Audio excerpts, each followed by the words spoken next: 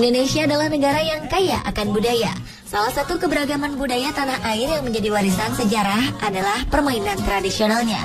Sayangnya permainan tradisional ini kini jarang dijumpai atau dimainkan oleh anak-anak.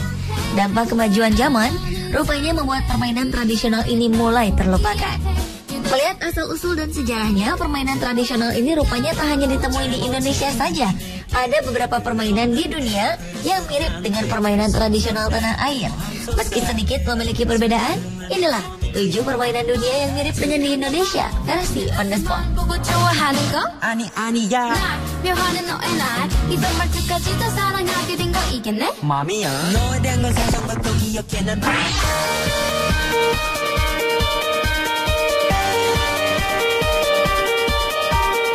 Permainan pertama adalah Gostra. Gostra adalah sebuah permainan tradisional dari Republik Malta. Sepintas, permainan ini mirip dengan panjat pinang yang populer di Indonesia. Permainan Gostra sendiri biasa sering dimainkan ketika hari Minggu terakhir di bulan Agustus. Para pemuda pemberani akan bersaing mengambil bendera yang berada di puncak tiang. Permainan Gostra dimainkan sebagai bentuk penghormatan terhadap Saint Joseph dan Saint Julian. Jika pada panjat pinang, tiang yang digunakan ditancapkan secara vertikal, maka tiang pada permainan Gostra ini dipasang miring dengan sudut kemiringan 45 derajat. Perbedaannya lagi, jika panjat pinang dilakukan dengan memanjat, maka Gostra dilakukan dengan cara berlari di atas tiang ataupun bergelantungan di tiang sampai menuju ujung tiang. Tujuannya adalah mengambil bendera yang ditancapkan. Yang membuatnya mirip antara panjat pinang dan Gostra adalah dalam permainan ini tiang yang digunakan sama-sama diberi pelicin. Gostra menjadi daya tarik tersendiri di akhir bulan Agustus bagi masyarakat Malta dan wisatawan.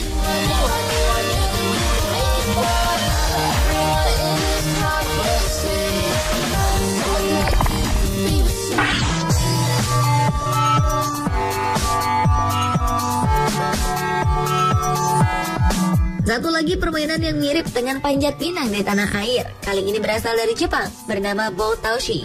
Bedanya, permainan ini jauh lebih ekstrim dibandingkan dengan panjat pinang. Pemain dibagi dalam 2 tim, yang masing-masing beranggotakan puluhan orang. Salah satu tim ditugaskan untuk memasang tiang dan mempertahankannya. Sementara tim lainnya akan bergerak menyerang untuk merebut tiang tersebut. Proses perebutan inilah yang berlangsung ekstrim dan berbahaya. Kedua tim saling jegal demi menguasai tiang. Kegiatan Boutoushi dimulai sejak tahun 1954 hingga 1955. Awalnya, tim penyerang hanya perlu menurunkan tiang kayu pada sudut 45 derajat. Tetapi pada 1973, aturan dimodifikasi untuk menurunkan tiang hingga 30 derajat. Pemain menyerang hanya memiliki sekitar 2,5 menit untuk menurunkan tiang.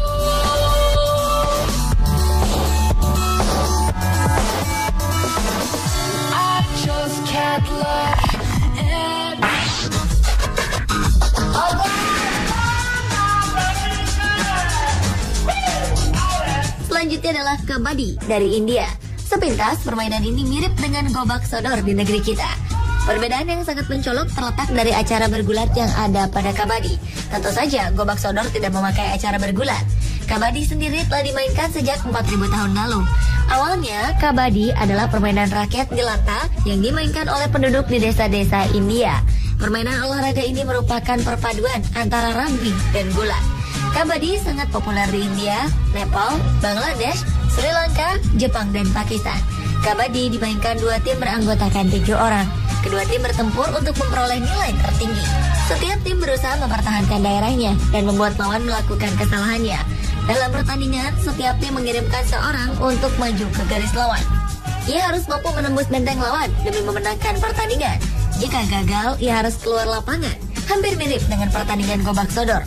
Bedanya, dalam pertandingan gobak sodor, jika seorang tidak berhasil melewati daerah lawan, ia akan menjadi tawanan pihak lawan.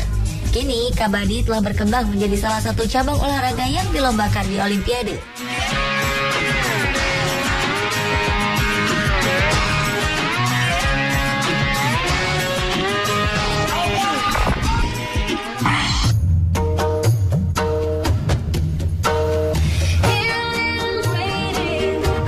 Selanjutnya adalah hopscotch. Hopscotch adalah sebuah permainan anak-anak tradisional yang dikenal hampir di seluruh dunia.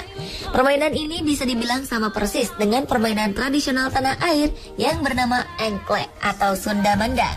Dalam permainan ini, seorang pemain akan menggunakan sebuah batu atau pecahan pot bunga. Pemain akan melempar batu miliknya dan melompat sesuai dengan peraturan yang berlaku.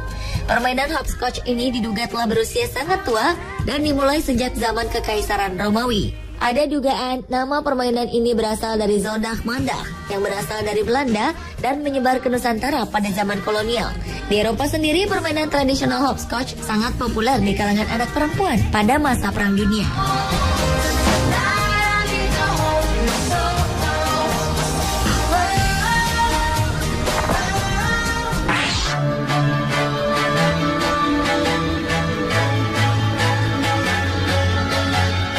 Selanjutnya adalah Mancala. Melihat bentuknya, Mancala langsung mengingatkan kita pada sebuah permainan tradisional Indonesia, congklak. Nama Mancala sendiri diyakini berasal dari bahasa Arab nakala, yang berarti bergerak. Mancala tersebar di berbagai belahan dunia dengan nama berbeda-beda. Di antaranya adalah Baula Kiswahili yang populer di Afrika Timur.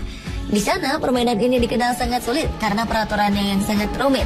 Di Amerika Serikat dan Eropa, permainan ini dikenal dengan nama kala. Berbeda dengan Karibia, permainan ini dinamakan Oare. Ada juga yang menyebutnya Togus Korgo dan Eson Sorgo.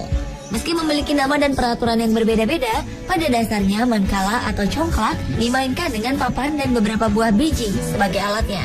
Pemain akan mengambil dan memindahkan biji-bijian tersebut secara berurutan sesuai dengan aturan yang berlaku.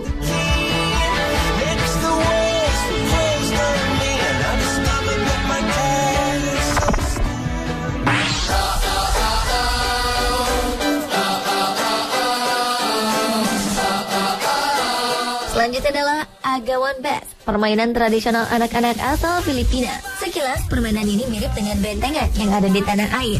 Cara dan peraturannya pun tak jauh berbeda. Ada dua kelompok dengan jumlah pemain yang sama. Masing-masing kelompok ini memiliki markas masing-masing yang harus dijaga. Untuk memenangkan permainan ini, kita harus bisa menyentuh markas lawan. Jika kita tersentuh oleh lawan, maka kita harus berpindah ke kelompok lawan. Dalam Agawan Bass dikenal sistem poin. Kelompok yang berhasil menyentuh markas lawan 5 kali dalam permainan, maka dialah yang menang.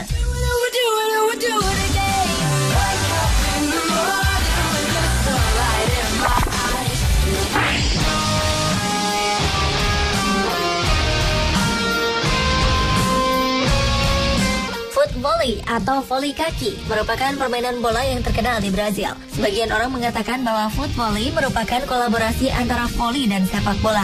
Sepintas, permainan voli kaki ini sangat mirip dengan sepak takraw. Bedanya tentu saja terletak pada bolanya, di mana sepak takraw menggunakan bola yang terbuat dari rotan. Keduanya memiliki aturan dasar yang sama, di mana para pemain tidak boleh menyentuh bola dengan tangan. Selain itu, bola juga dilarang keras menyentuh lapangan. Apabila bola menyentuh lapangan, maka lawan akan mendapatkan poin.